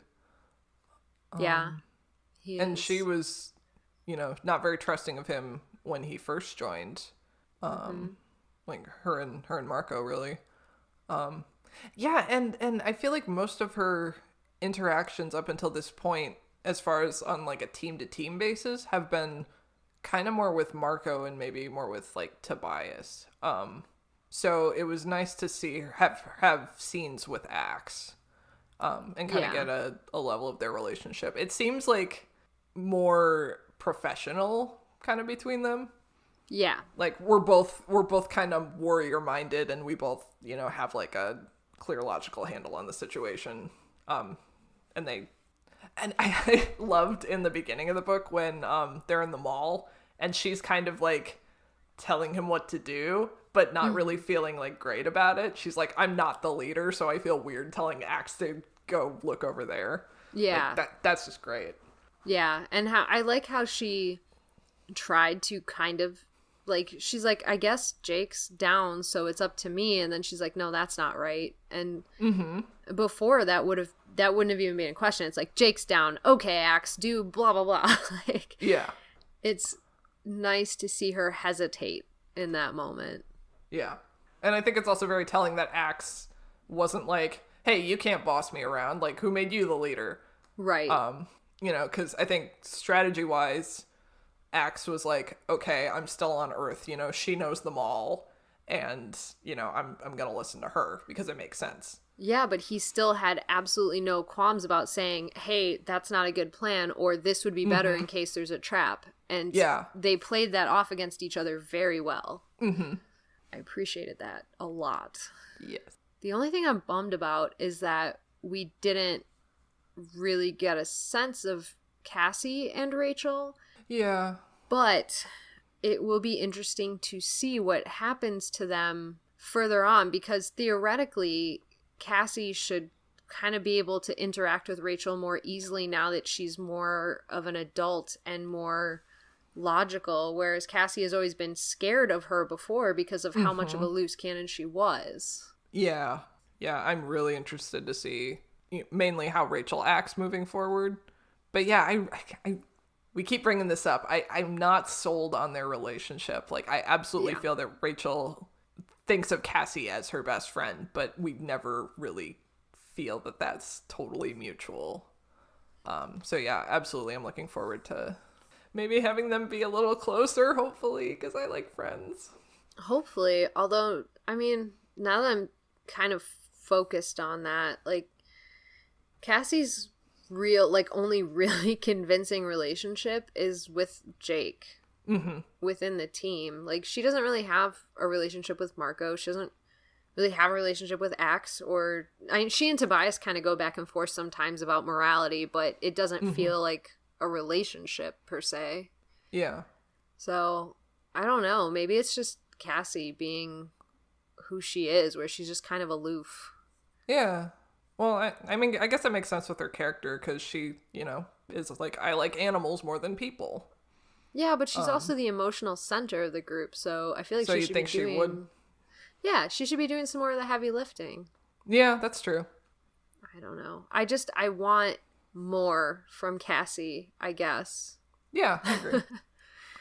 Which is weird. It's a weird ask. I mean, are there any other kind of interpersonal character relationships that you feel are lacking at this point? I don't know lacking per se, because, like, if I'm gonna, like, break it down and literally think of, like, each character to each character, there's just not time to cover off all of those. And, like, I mean, we got to our 22nd book now, and what, 2 Megamorphs and 2 Chronicles, or 1 Chronicle at this time? I don't even know. How many Chronicles have we even done anymore? Just one, but it was a 2-parter. Right. We've gotten this far in the books, and we're just seeing some important interactions between Rachel and Jake, or Axe and Rachel. Like, there's so many characters and so many different things, but because the writing is so good, if I'm just going off of, like, an emotional basis, I don't have to cite my sources. This is just how I feel after reading the books.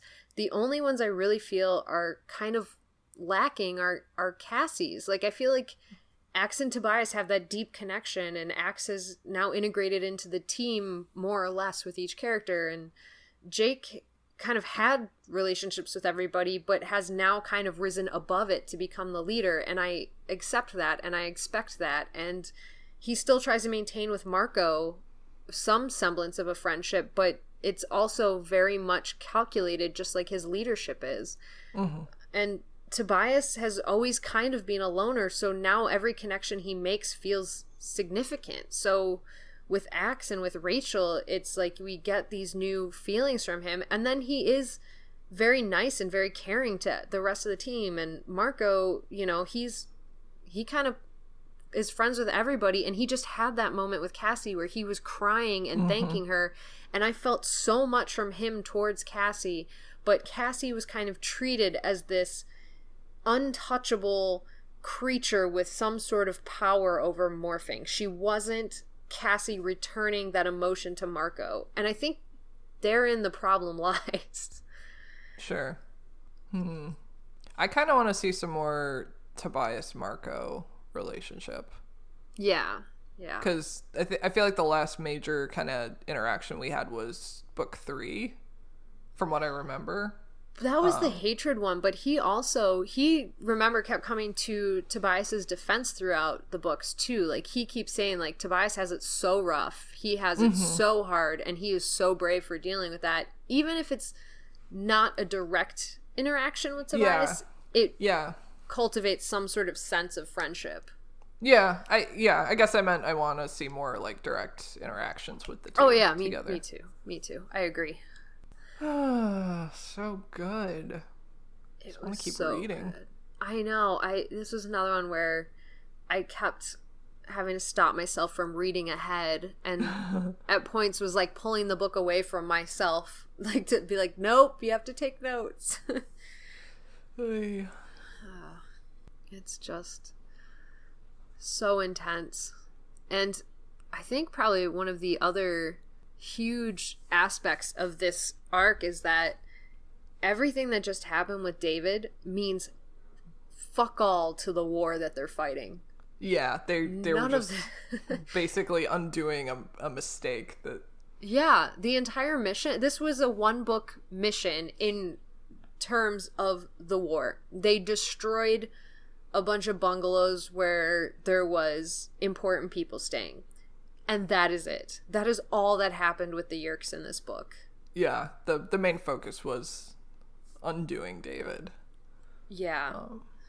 I don't know. It's like there's so much to get into, and yet I still to this day do not have the ability to articulate everything that happens. Mm-hmm. Although I will, another thing that I do want to just, I guess, mention, maybe talk about, is how realistic David is in his complete, just, I guess, sociopath manners. Yeah. Like, he's so, like, you fall into it almost in the way that you fall into just being manipulated by somebody. Like, when you fall into that relationship with somebody where all of a sudden you realize one day, like, I don't know how I became friends with them. I hate the person that they are, and I hate how they make me when I'm around them. Mm-hmm. And it's so sinister in the way that the writing makes you fall into that relationship with David. Yeah. Like, I don't know when I mentioned it, but yeah, last book, it's like he's so dark, but never once did he feel like unbelievable. Like, yeah. Oh yeah. Like, we've known people that have done these things and that think this way and don't maybe realize that how fucked up they are, or maybe they do, and that makes them even more fucked up. Yeah. And it really felt like we got to know David better. Like, the relationship developed in a natural and rolling way, like you would get that relationship with somebody in real life. It was just that we never developed anything to like him. Like, he just kept getting worse the more we got to know him. Yeah. That, like, wow. Just a stunningly written character. Like, that whole progression of him was just so terrible, but so good. Like, so well done. So well done. Stunning is the right word for it. So, did you have any more thoughts about this book specifically? I don't think so. Okay. What about the trilogy as a whole, as an arc? I don't know. Like, again, I feel like the balance and the progression of it was just so good. And the fact that from the beginning we knew David was probably not going to be great, but we didn't know how bad it was actually going to get. Yeah. And then by the end you kind of feel like, I shouldn't say you because I don't want to speak for you, but like I kind I think we're kind of in the right mind, or the same mindset about David, but but like by the end you're like, he's utterly detestable, we have to stop him, but wow, was that the right call? But it was, but it's horrible. And yeah. It's and like, this is such an incredible challenge for a kid's book, but the whole concept is, but what other options do you have? Yeah. And that's I don't want to call it inappropriate, but it's so, I guess, bold to ask a kid that. Yeah. Because it's like, because we reading it now are like, we have a lot of emotions about it and we have really big feelings about what's happening. But when you're a kid reading this and all of a sudden an adult turns to you and says, but what other options do you have? What would you do? And you're just like, don't put this on me. I'm a child. Yeah. And then the beauty of that moment being, so are the Animorphs. Mm-hmm. Like, God, it's just, it's so huge. Mm-hmm. It's like almost like they tell you, we're going to treat you like an adult. And then they treat you like an adult and you're like, oh yeah, you're right. I don't want this. Yeah. Like, you think it would be so cool to be an Animorph, and then, you know, with great power comes great responsibility, etc. Yeah, she sets out to write books because she likes animals and wants to really get into the mindset of what it would like to be an animal. And then it's like, but why? Why would you do this fucking thing to me? And like, having met her and see, like, she's so pleasant and she's so sweet and she's so wonderful. And she has this darkness. And she has this darkness. And she says she's more like Cassie than anyone else, but I'm not convinced. She's got a darkness inside of her that, like, she's so sweet and unassuming, and then, like, pulls this out. Like, I want to be in the mind of the editor when they get these books and they're like, oh, fun kid adventure romp. Oh, this is a little horrifying. Oh, Tobias is depressed. Okay, we've recovered. Tobias is okay. We're in other books. And then they're like, all right, move it along once a month, keep publishing. And then they get this slide, like, just across their desks. And they're like, excuse me? What the fuck? But I'm interested to know if K.A. Applegate had to change anything. Like, if it ever got to a point where it was too dark, or if the editors were just like, yeah, we're doing this. Like, who cares? Yeah. Because, like, this is, like, we've read some heavy stuff as, like, kids and, you know, teens. Like, you know, we've read stuff about, like, the Holocaust and, you know, like all these terrible events that happened. And I mean, you know, nonfiction versus fiction, it's slightly different, but, like, you know, sometimes I feel like I can't believe they published this, because this is, like, almost crossing an ethical line. Almost not an ethical line, but, like, this is so dark. Yeah. For the age range that you have. Yeah, and it was Scholastic that published it. Like, they're not really known for their gritty, intense books. Like, if it was today, they'd have to put up so many trigger warnings. Like, oh yeah. I mean, even just kind of as we've been discussing through this, I've thought a few times, like, should we put up, like, something with this episode for, like, abusive relationships, or like, you know, and I think we can safely assume if you're coming here for Animorphs, you're going to read some body horror and you're going to read some gore, and like, that's a reasonable expectation to have. But this kind of crosses a line into something else, and it's maybe not describable by me, an idiot person, but like, you're not an idiot person. I feel like it, especially sometimes reading these books. I'm like, I don't know how to articulate, like, just how awful this is. Like, I don't have the capacity to tell you how bad this makes you feel.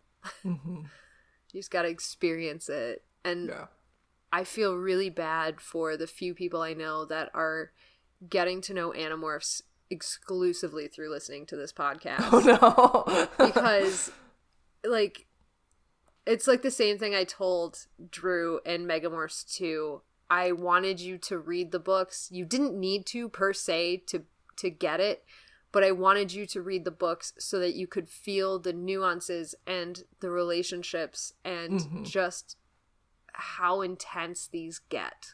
Yeah, and form your own, you know, thoughts and opinions, because, I mean, you and I are just kind of, like, putting our opinions out there. Yeah. Most of which is, fuck David, he's horrible. But like, other people may not think so. Like, other people may feel more pity for what happened to him.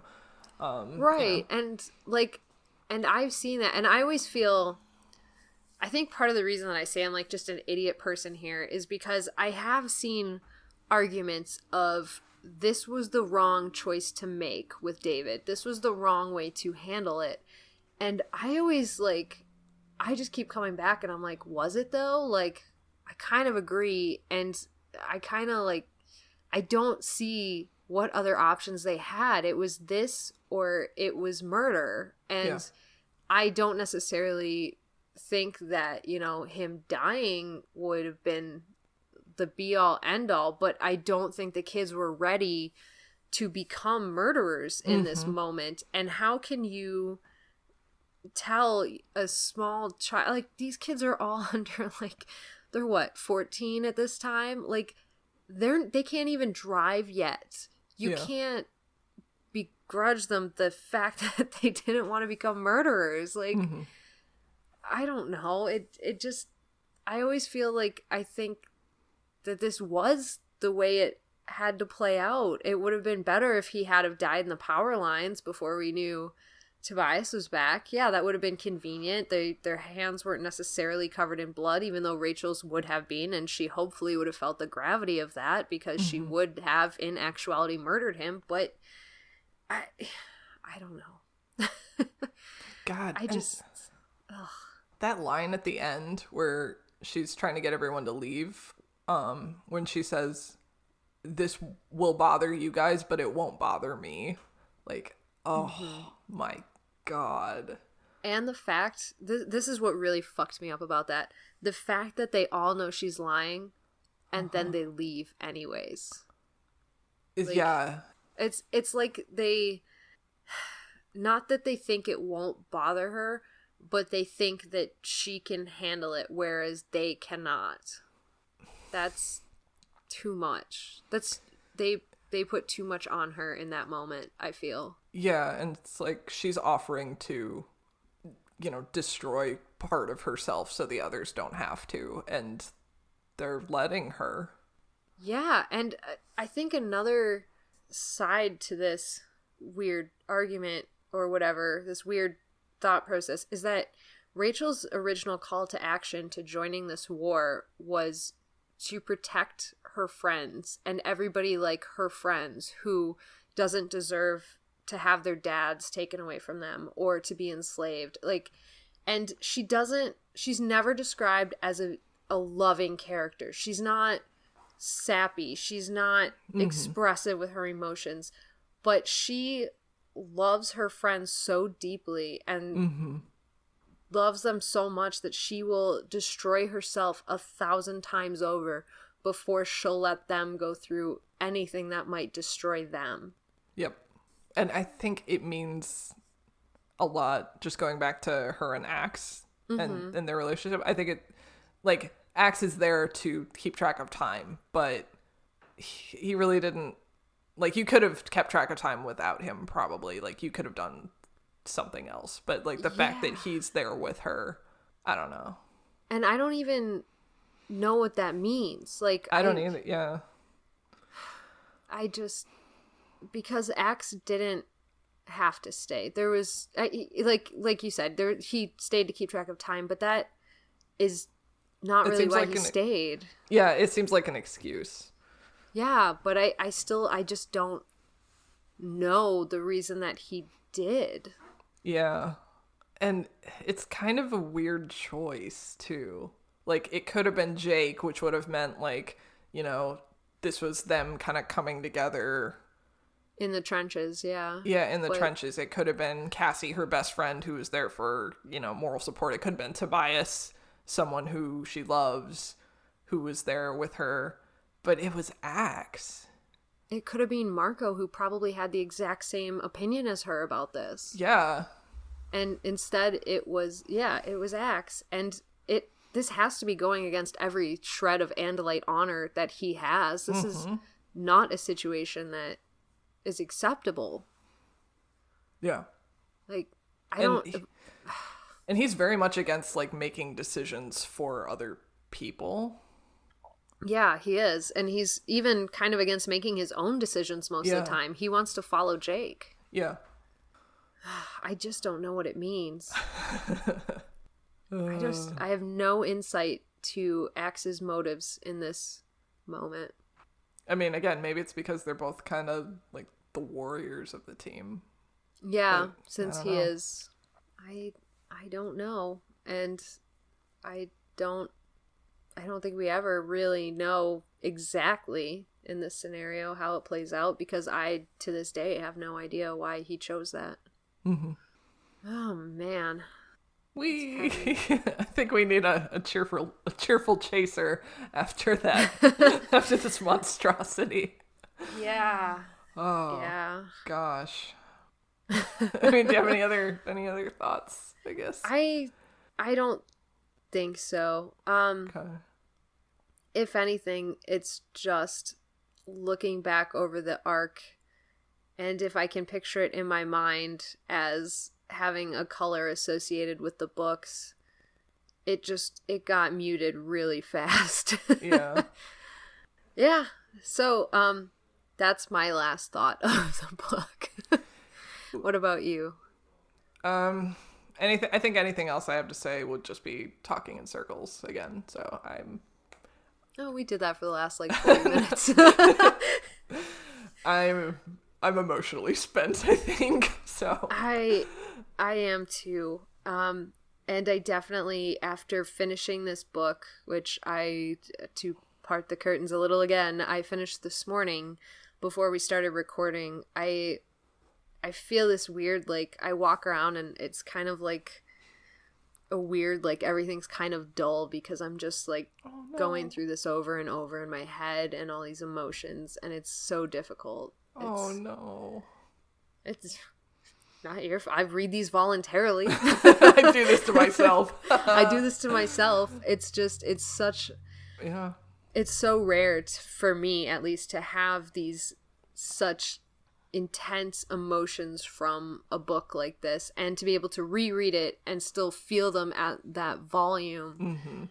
It's a treat, and it's intense, and it's sad. Yeah. I wasn't lying to you when I said we're out of happy, fun Animorphs times anymore. Oh, no.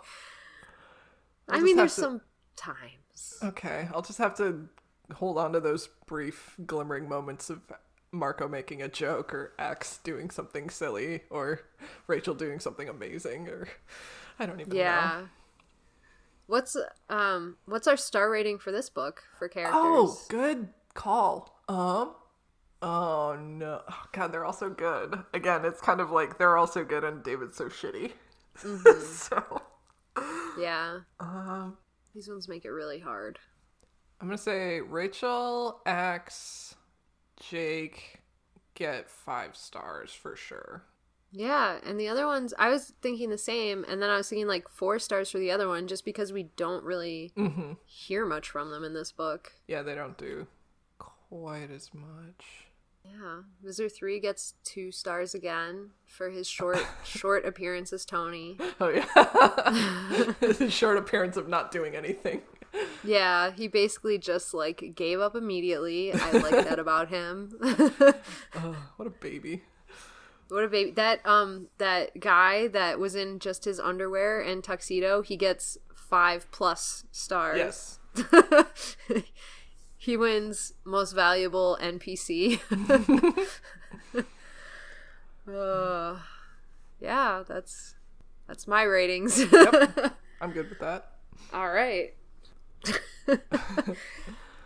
All right. Are you ready to announce the winner? I'm so freaking ready. I'm really ready to, actually. We got a lot of really good responses to this question. The question being if you would let David join the Animorphs. Yeah, we did. And we got a really broad range of answers, actually, which is good. Yeah. I think there was one entry that we both really, really adored, if you would like to expand on that. I would love to. And I'm just going to say right now that the thing that hooked me personally was the comment that went, "We have a saying in Sweden, don't buy the pig while it's still in the sack, and don't give morphing powers to someone until you've made sure they're not a colossal jackass." I love that I gotta wish deep down in my heart that was really a saying across all of Sweden. All of Sweden is Animorphs fans. I can only hope. And now I really want to go to Sweden to double check that fact. This comment just was perfect. And to steal everything Kaycie just said, since I can't think for myself, She pointed out to me that part of the reason why it was so good was because it was like it just reminded us so much of how we talk, where it started out like really trying to like pull it apart and give this like answer and like, you know, talk about it broadly, and then it turned into like, this is our saying in Sweden, and then it turned into like, hey Eric, can you do us a favor? Like, you know, just really like rage filled towards the end of it. Like, you can get a fucking husky and name it Slayer and bond with it. Fuck off. Like, it was fantastic. Less profanity than that, I will admit. Yeah. I may have added some profanity, but it was amazing. It's hard not to add profanity when discussing David. Yeah, David's the worst. Sorry, our friend David, who's the best, Yes. but David from Animorphs is the worst. Anyway, congrats to Joanna! Woohoo! Yeah, kind of a double-edged sword, though, since we're sending you this book. Yeah. Sorry. You can do with it what you will. You can burn it. Whatever they do post to the video. terrible books in Sweden. Maybe she's gonna ship it off to Alaska. Oh, Go live with the chi, you shitty book.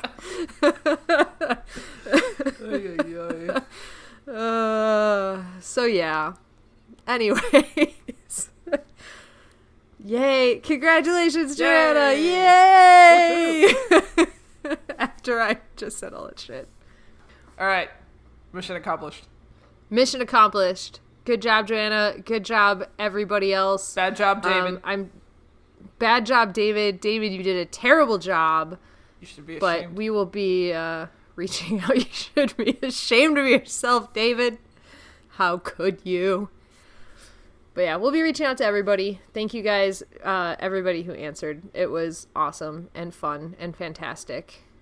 And remember, don't buy the pig while it's still in the sack, and don't give morphing powers to someone until you've made sure they're not a colossal jackass, as the saying goes.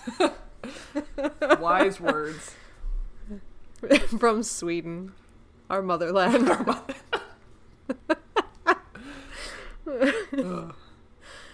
All right, that's all I've got. All right. That's all I've got in me. Let us leave. Let us leave? Oh, no. Okay, bye. All right, bye.